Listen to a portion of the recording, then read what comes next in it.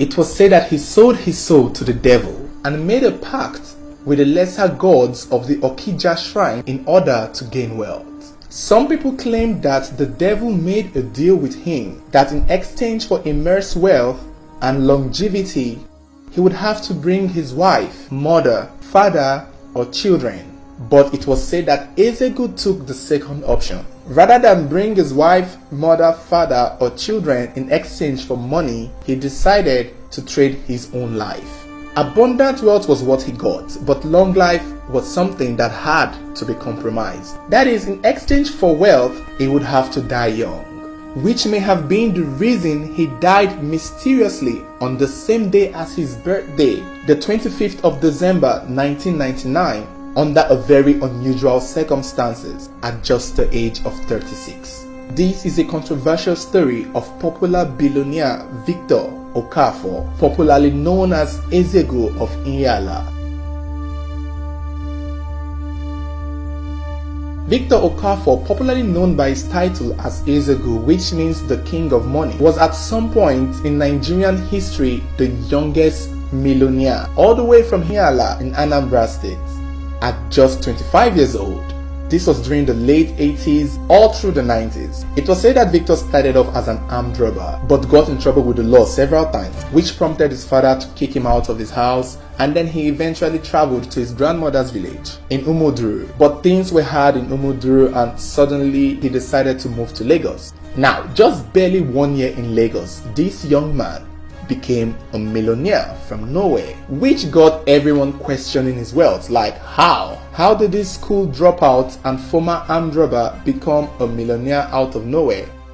Just like his death, which we would talk about in a moment, Ezegu's source of wealth is as mysterious as it gets. An entire debate on its own. The first school of thought will tell you that he dealt with the devil at Okija Shrine, where he made a pact to trade his life to gain wealth for a short period of time, just so that he could save his family and live a better life for them after he had passed. But is that the real fact? Was his wealth really from the infamous Okija Shrine in Enugu? Did he really sacrifice half of his life for a limited amount of time filled with wealth and luxury? There is a second school of thought who find this idea that Ezegu's source of wealth was from a fetish source as BS. This school of thought believe that nothing about Ezegu's source of wealth was fetish. However, they agree it wasn't all that clean. It wasn't the purest of sources at first, because it was said that when he got to Lagos, he started off as a scammer, which is the present day 419 or the present day Yahoo boy. But the kind of scam that was said that he did was this advance payment type of scam, where he would have to make someone pay in advance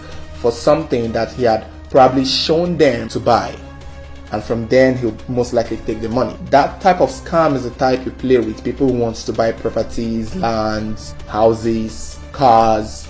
You make them pay in advance after showing them the product, and from there you just, take the money and they don't get to see anything. So those were the kind of scam that was said that Ezegu played on people when he went to Lagos, which gave him a lot of money.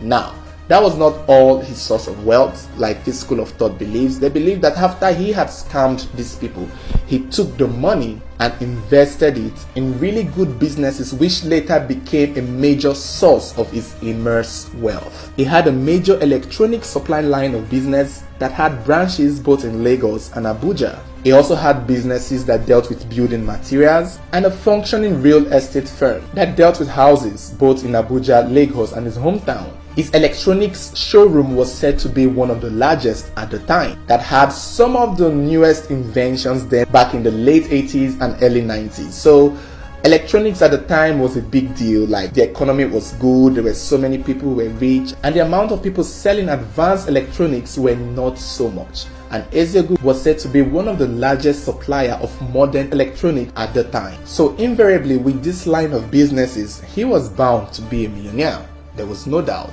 Although it was very reasonable for people to question the equivalent of his wealth to that of his businesses, the caliber of properties that Ezegu owned, the caliber of houses that this man built across the country was so intensive and impressive that people were like, is this man really getting his money from just selling electronics in Lagos and Abuja? This man bought cars, fleets of cars. He was a lover of cars, and he bought them in dollars and kept them in his garage. He had numerous cars in his hometown in Ihiala. He had tons of other cars back in Lagos, where he lived with his family at the time. And as if those cars were not enough, the caliber of houses this man built across the country and even outside the country was something that made people's mouths drop. In one particular house, it was said he built it mostly out of glass, bulletproof glass to be specific. Now, keep in mind this was the 90s and 80s in Nigeria, so it's like, where do you find a house made out of bulletproof glass all through? This man was clearly ahead of his time, and the installation of these glasses cost millions in dollars, and it was said that it was even foreigners who came all the way from their home country to Anambra State in Ihiala to fix these glasses in his house. Ezegu was addressed as a millionaire, but there was a very high chance that this man was a billionaire.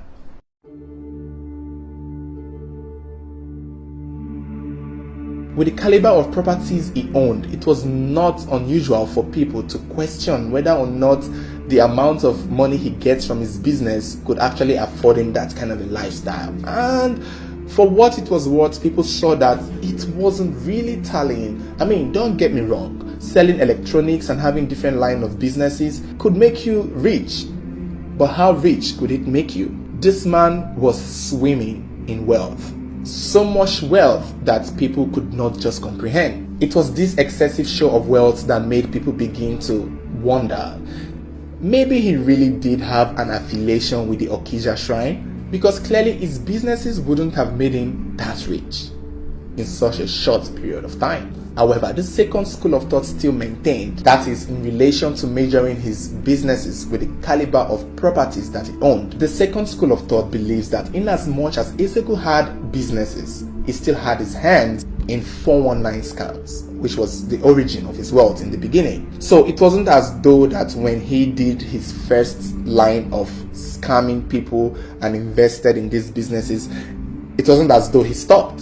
So the second school of thoughts were of the opinion that he may have continued scamming people despite having lines of businesses, which may have resulted in the immense wealth and caliber of properties that this man was able to afford at the time. And personally, it kind of made sense, because currently when we see present day Yahoo boys, they tend to max their source of wealth, which is the Yahoo, with other forms of activity that they do to claim that that is where they get their source of money. So maybe Ezegu's businesses were just there to hide the fact that he was also a scammer or a 419. I mean, it's more convenient to believe it than to believe that he went to a shrine to sell half of his life for immense wealth. I mean, if that was very possible, I think many people would have probably done it. Or maybe many people did it and he just did it differently. However, the problem with the second school of thought that believe that Ezegu's source of wealth is genuine, although illegal, and not related to some fetish shrine from Enugu, is the sudden death of this man himself. I mean, it's one thing to question his wealth, it's one thing to make meaning out of it, it's one thing to explain it and say, yeah, it's not from a fetish source, it's from a real genuine source but illegal source still. But it's another thing for the controversy surrounding his death to just happen all of a sudden, and people are like, wow, okay, how do this second school of thought explain this? Because the way Ezegu died was so mysterious and unusual and suspicious that made people begin to really see it, that this man's source of wealth might have not really been the purest. In fact, his death made it all make sense. But before we continue, make sure you like this video. Please take a moment to like this video and also make a comment too. Let me know what you think towards the end of the video. And if you haven't subscribed, please do well to click the subscribe button and also turn on your notification button, so whenever there is a new video, you will get notified.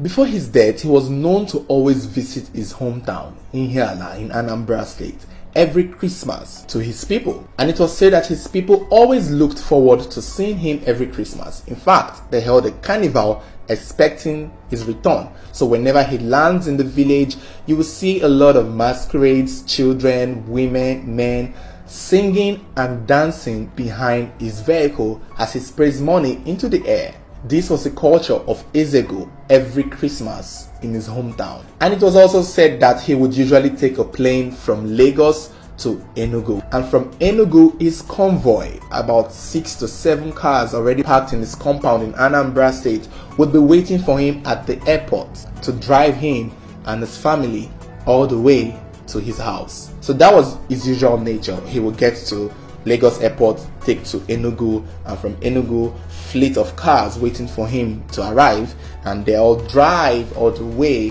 to Ihiala, Anambra State. And even if he was to also go by road, because it's not every time he would use flight, because sometimes at the time also the flights were having lots of air crashes and plane crashes. So sometimes whenever he wanted to use the road, it was said he would also take his convoy all the way from Lagos straight to Anambra State. But he would be driven by his personal driver while he sat at the back seat with his family enjoying the ride. However, on the 23rd of December 1999, the day he was set to prepare for his journey to his hometown for another year of the Christmas holiday, it was said that he first visited Fela Shrine in Lagos in hopes and prayers that his journey would go well. Now, it's important to understand that Fela Shrine was not exactly a fetish kind of shrine. It was just a name given to a musical club that was, modeled after the lifestyle or the style of music popular Nigerian singer Fela Kuti sang. So the Fela Shrine was not exactly a fetish native doctor shrine where they kill goats and do blood sacrifices. It was just a place people called Fela Shrine. People go there to drink, eat, listen to live bands, and it is dedicated to the late Fela, and so that is why they call it the Fela Shrine. So that's as far as I know about Fela Shrine, but I guess it might be totally different for people who are personally familiar with it. So after his visit to Fela Shrine, he embarked on his journey with a 6 convoy vehicle. Now, like we've already mentioned, usually whenever he was traveling by road, his driver would drive him while he would sit on any one of the vehicles in the convoy. However, on this particular day, on this particular trip, it was said that Ezegu decided to drive himself in one of the vehicles. Everyone in the convoy, including his family members, thought it was strange. It had never happened before. Why did this man all of a sudden, after so many years of him being driven to his home, decide that he wanted to drive? But they couldn't argue with him. He was the boss, and of course, they let him drive. Another odd thing was, in the vehicle he chose to drive, it was said that he asked that nobody shared the vehicle with him. Now, it's unclear whether or not his family members was also in the travel journey, but some sources said that he had his family members traveling with him, but they were in their own individual vehicle, which was said to be unusual in previous trips because he would actually sit with his families or friends or people around him. But on this day, it was said that he said he was going to drive by himself and that nobody else would be in the vehicle, the one that he was occupying, with him, which again was odd, but who was going to argue with him? He was the boss, wasn't he? And so the journey began with him in his Cherokee Jeep. But then somewhere in Ibadan Expressway, it was said that the Jeep began to malfunction, as though the engine was having an issue and as though it was overheating. However, the Jeep did not break down until they got to Asaba, which was basically 4 to 5 hours away from Lagos. It was said that when they got to Asaba, the Jeep completely broke down. And in a bid to save time, he ordered one of the people with him to get a chain so they could tow the Jeep all the way to Ihiala. At first, he wanted to leave it there to have a mechanic come fix it and bring it all the way later to him. That was an option. He could easily have told one of his boys, which he had many, to stay with the vehicle till it's fixed while he continued his journey. But it was said that he was scared of the vehicle being stolen. Don't forget, this man really loved his cars, so it's understandable to see why he was afraid that his vehicle would get stolen. That was why he asked that the vehicle be towed along with them on their way to the village. And this is where the next strange thing happened. You would think since he was going to tow the vehicle, one of the vehicles where his friends and family and employees were driving would be the vehicle to tow this broken down Jeep. It was said that Ezeugu was the one who offered to occupy another vehicle in the line of convoy, and that vehicle that he was going to occupy would still be the vehicle to tow the broken vehicle. Now this clearly doesn't make sense. For such a high status man who had numerous employees that he could easily employ to do that job, it was strange to think that he offered to tow his own vehicle while all his other employees and drivers were driving their own individual vehicles and not bothering anyone. I mean, nothing stopped him from actually driving another vehicle all by himself, but did he have to tow the broken down vehicle by himself? Well, that was what happened. So it was said that he got into another vehicle and had the broken Jeep hooked to that vehicle he was now driving and asked someone to be in it to, direct it while he towed it along with the other 4 to 5 cars following behind. Now they eventually passed Asaba. It was when they were getting so close to Ihiala, 2 kilometers from his village just around Onitsha there, that the worst suddenly just happened. Now it's not clear what really happened or how the accident instantly happened, but it was said that Ezeugu spotted a pothole and immediately stepped on the brake. Now when he stepped on the brake, all of a sudden the vehicle he was said to be towing eventually hit his own vehicle from the back, causing him to roll into a ditch by the side of the road. Now, some account had it that the chain in which he used to connect the vehicle he was now driving with the broken Jeep was what broke apart, causing him to roll over in a ditch. Meanwhile, some sources claim that when he stepped on the brake, the person driving the towed vehicle did not have enough time to step on his own brake and thereby hitting Ezeugu's vehicle, which caused Ezeugu to roll into a ditch. Immediately, it was total chaos seeing Ezeugu's car roll into a ditch, causing everyone to panic, and by the time they got him out of that ditch and the vehicle, he had a very deep gash to his face, as though his face was broken apart. Some people described it as really horrifying because he was a very handsome man, but that gash really disfigured his face, causing it to swell immediately. It was said they rushed into a hospital instantly. Ironically, a hospital he had once contributed millions of naira into, Our Ladies of Lourdes Hospital. But unfortunately for him, the hospital was still under-equipped, and his family members decided that they'd take him to Port Harcourt to get adequate treatment. So this is where the story began to get really hazy. Some account had it that it was on his way to Port Harcourt that he eventually passed on along the road, while some said he got to Port Harcourt and was offered to be transferred to Lagos, and that it was on his way to Lagos that he died. However, the day of his death would be recorded to be the 26th of December 1999. Now, Ezeugu's sudden behavior the day he died was what caused the speculation, or was what worsened the fire that was already burning regarding the source of his wealth. I mean, if people kept making excuses that his wealth had no fetish connection, why was all these things happening? Why did he suddenly decide to drive his car by himself? Why did his car break down and he decided to tow it himself, knowing that he had too many people he could employ? He had so many people he could pay to do that job for him. People began to suspect that maybe he knew he was going to die, maybe he saw it coming and didn't want anyone else to be involved, and that was why he chose not to let any of his family members join him in the vehicle. Almost similar to the claim that when he was asked to bring his wife, mother, father, or children in exchange for wealth and long life, he chose to give himself instead. I mean, this was clear that Ezeugu might have really valued and loved his family. That is, if it's true that his wealth was affiliated with the Okija shrine, then clearly this man must have really loved his family. However, it actually only got worse from his death, which is making it difficult for the second school of thought, who believes that his wealth and every fetish thing around him was just a coincidence, to even make a point. Because even after his death, he would think every other thing would rest. However, his death was the beginning of another set of crises, which unraveled another side of the controversy that left many people certain for a fact that this man's source of wealth was definitely powered by the prowess of the infamous Okija shrine. Or was it not?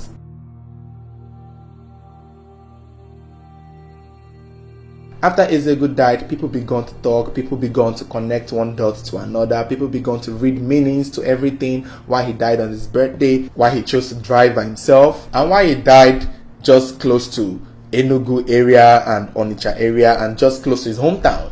However, things became worse when it was time to read his will. It was said that the lawyer who was supposed to read his will was eventually attacked and assassinated in a very brutal manner. Now, after Ezegu died, his lawyer, Barnabas Igwe, was said to be the one in charge to read his will to his family to know who is inheriting what and who is not. But it was said that the reading of Ezegu's will delayed for some unusual reason, and the year and period of time that it was finally due for the lawyer to read his will, Mr. Barnabas Igwe was attacked along with his wife, Abigail, who was also a lawyer, on their way coming from a party. It was said that they were blocked and stopped by a group of guys who wore masks, and they were macheted, cut into pieces like pieces of meat, till they died. Even Abigail Igwe was said to have been pregnant at the time, and it was said that she begged the assailants to spare her because of her unborn child.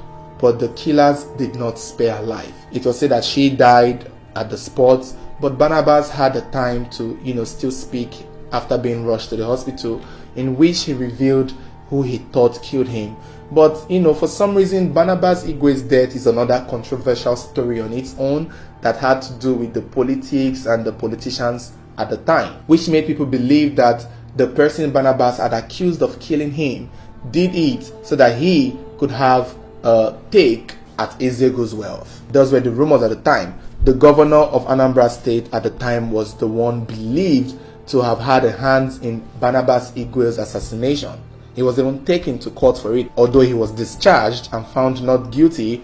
But people began to connect the dots and assume that the reason why Barnabas was killed was so that the governor at the time would have access to Ezegu's wealth. And the final straw that breaks the back to the controversies surrounding Ezegu's source of wealth is the fact that after he died, his mansion in Ihiala, Anambra State was totally abandoned. Today, his mansion is a shadow of itself. His cars that were valued at thousands of dollars at the time have all been abandoned. His palace is officially just a place for sightseeing, and people are so afraid of even stealing anything from that compound because of the omen and belief that all this wealth were affiliated with the Okija shrine, built with blood money, built with blood sacrifices, which is why even when people go to his house currently, they barely take anything, which is unusual for Nigerians, because definitely with such a wealthy house like that, if it was open to the public, people would go there and steal a lot of things. But all his properties, his cars, his houses, his chairs, his sofas are still intact, are still the way they left it many years ago, because people are so afraid of taking anything because they think it's affiliated with the Okija shrine. Even his businesses and establishments, wherever they were, all crumbled and vanished, gone with the wind, as though they never existed. So what does this mean? Does this really mean that Ezegu's source of wealth was something to be questioned? Or is this all just a coincidence? The second school of thought, however, believes that Ezegu's source of wealth was as genuine and illegal as it was, but it still wasn't fetish. They believe the reason why his wealth depreciated, the reason why people deserted his properties, the reason why people could not steal from his houses whenever they went to visit, is because of the rumors and impressions and connotations spread by the lies that people have made to associate his wealth with the Okija shrine, which honestly makes sense. I mean, when everybody begins to think that certain thing is fetish and is of the devil, it's going to make people not want to go near it. It's going to make people not want to touch it. And coming from a country that is so religious, I understand why people would actually not associate themselves with his properties, because they've been told it is from a shrine. So which school of thought do you fall into? Do you believe Ezegu's source of wealth was fetish? Or do you believe people were just overreacting, that his source of wealth might have been illegal, but it was so far from being fetish. And the controversy surrounding his death was only just a coincidence. It could have happened to anybody. I mean, accidents do happen, doesn't it? So that's it, guys. Let me know what you think about this Ezeugu story. I would like to also know your thoughts. Do you think his source of wealth was purely illegal but not fetish, or do you think his source of wealth was purely illegal but still very much fetish? Let me know what you think, and don't forget to like this video and subscribe to my channel if you haven't subscribed by now. Thank you so much for watching, and I hope to see you next time on my channel.